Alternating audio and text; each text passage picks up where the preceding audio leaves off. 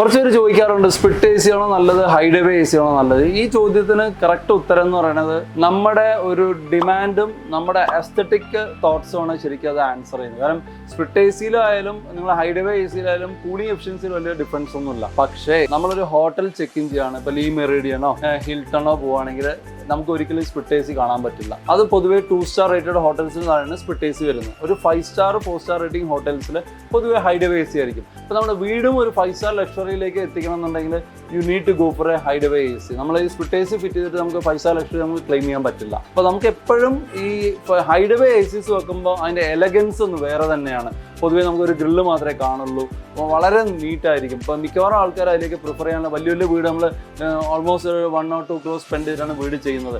A സിക്ക് ഒരു another ഒരു 1 lakh or 2 lakh കൂടെ സ്പെൻഡ് ചെയ്യുന്നുണ്ട്. ആ വീടിൻ്റെ ആംബിയൻസ് തന്നെ ടോട്ടലായി ചേഞ്ച് ചെയ്യുന്നുണ്ട്.